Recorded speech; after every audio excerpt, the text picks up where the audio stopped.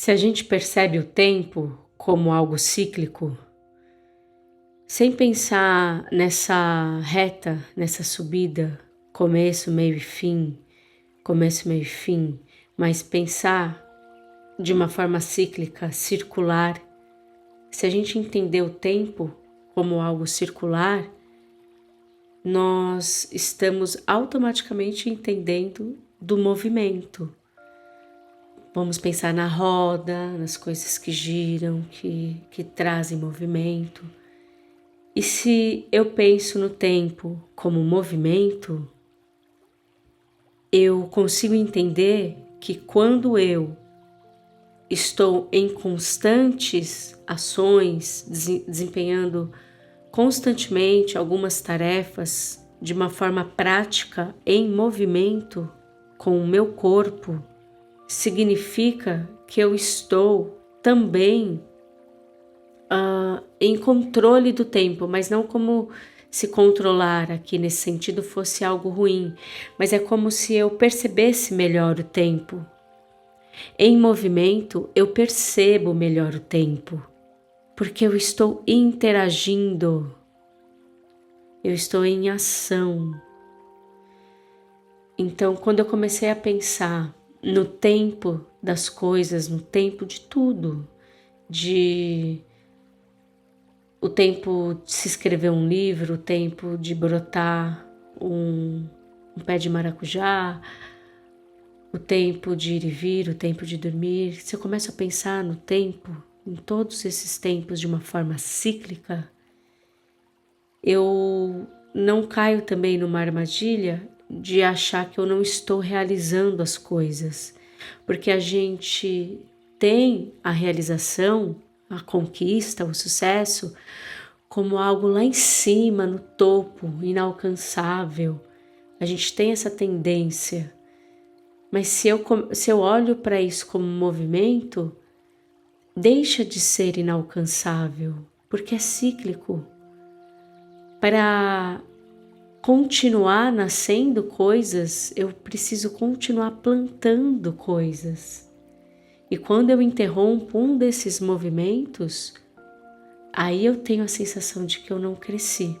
Mas eu não posso esquecer que eu tenho que plantar, que eu tenho que regar, o broto precisa sair da terra, né, para ele de fato nascer. Mas existe todo um processo, com começo, meio e fim, dentro de todo o processo. E aí eu começo a entender que as coisas são cíclicas, que de fato o que eu planto eu colho. Porque eu estou em movimento, esse movimento do regar, do cuidar, do zelar, do manter, do fluir, do soltar, para as coisas acontecerem.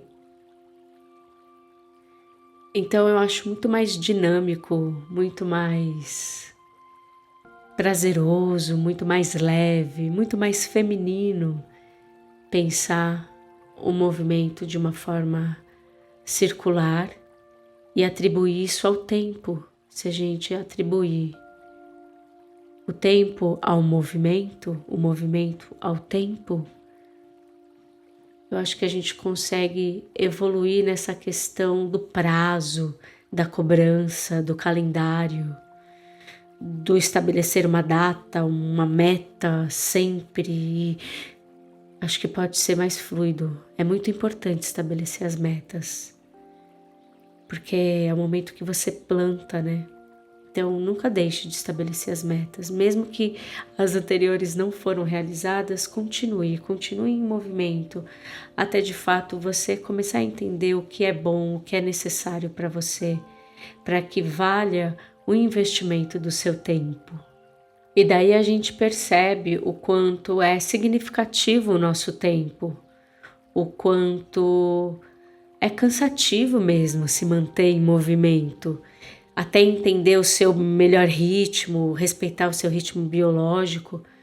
É um processo que não é simples, porque é cansativo a gente conseguir manter o foco, não sair da linha, não dar atenção a outras coisas que não são importantes, não se importar com a opinião dos outros, porque não é só ficar tentando, é tudo isso.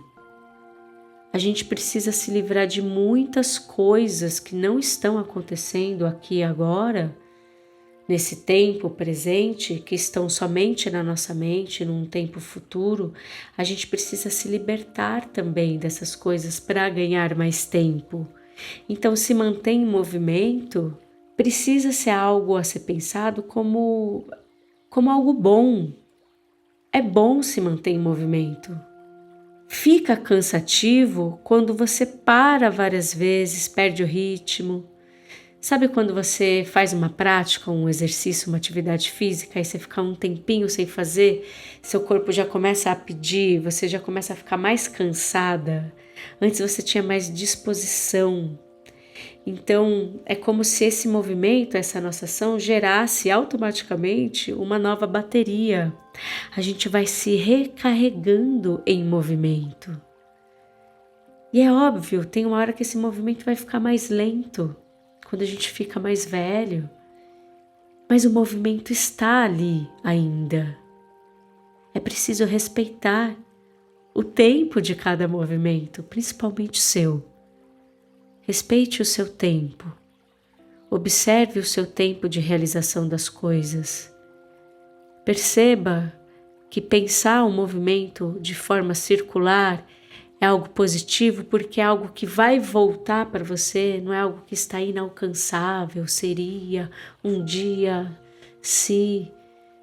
É algo que vai voltar porque você plantou, você cuidou, você zelou, você se preocupou em zelar pelos seus pensamentos, né? Observar seus pensamentos e fazer essa manutenção daquilo que você pensa, dos seus preconceitos. Você parou a sua vida para observar o seu corpo, a sua máquina. Se você já está ciente de tudo, das suas necessidades, do que é preciso fazer, faça. Coloque uma coisa em prática, nem que seja um pouquinho por dia, mas faça. Se você tem vontade de escrever um livro, comece pensando no título, nas primeiras frases, mas faça. Feche aquele caderno, volta outro dia, mantenha os seus sonhos em movimento. Você vai ganhar muito tempo mantendo os seus sonhos em movimento. Você vai ser uma pessoa menos frustrada, porque você vai estar em constante evolução. O movimento, ele traz essa evolução do aprendizado das coisas, da vivência das coisas, mas precisa ser prático, precisa ter ação. Quando você pensar em movimento, pensa numa ação que você realiza com o seu corpo físico. Tem muita gente dizendo, né, é melhor feito do que perfeito. Acho que essa tem sido um grande chavão, assim. Eu tô chamando de chavão, não tô julgando, eu acredito que sim. Melhor feito do que perfeito, porque quem é dono de uma perfeição, né? Quem sabe o que é perfeição para cada um? É muito relativo, depende de muitas coisas, principalmente da cultura que essa pessoa está inserida. Mas se a gente pensa nessa frase, melhor feito do que perfeito, é uma frase que mantém você em movimento. Porque quando a gente está num processo, como eu já estive, de depressão, por exemplo, de ansiedade, aquilo traz para nós, para aquele momento da sua vida, muita estagnação, muita vontade de não fazer nada, e a gente acaba não fazendo mesmo. Nada útil, sabe? Nada positivo, às vezes nada positivo para o nosso corpo. Então, a gente deixa de estar em movimento quando a gente está assim. E eu lembro que era muito perceptível quando eu comecei a voltar a ensaiar e eu precisei colocar o meu corpo em movimento todos os dias, porque o espetáculo exige muito do meu corpo. Eu consegui sentir uma melhora nas minhas ações, nos meus pensamentos, nas minhas ideias, nos meus filtros na forma como eu olhava para os meus preconceitos, na forma como eu curava certos preconceitos. Isso é se manter em movimento, mas eu percebi que eu precisei mexer o meu corpo para sentir que a minha vida realmente estava pulsando, estava acontecendo. Por isso que eu gosto tanto desse assunto, da ação, do movimento, do tempo, porque a gente precisa entender que o tempo nos pertence, é uma das coisas mais valiosas que nós temos, porque ele é seu, é intransferível, né? Esse tempo é seu, então tudo que você viveu e tudo que você vai viver pode ser da melhor forma possível, mesmo com todas as dificuldades. A gente pode pensar que pode melhorar, porque por pior que esteja o momento, e eu já estive nesses lugares, quando eu pensava que podia dar errado, dava mais errado ainda. E nossa, foi muito difícil. E aí eu resolvi falar, tá bom, então vou pensar que vai dar certo, porque pensar que dá errado, eu já sei como é que é, e o dá certo. E aí eu pensei, nossa, que interessante. E comecei a pensar assim, ter uma percepção mais otimista da vida. Isso me favoreceu muitas ações, isso favoreceu a manutenção do meu movimento, das minhas relações. Se relacionar é movimento, né? É tempo, é ação. Então, sempre associe a ação, movimento, tempo.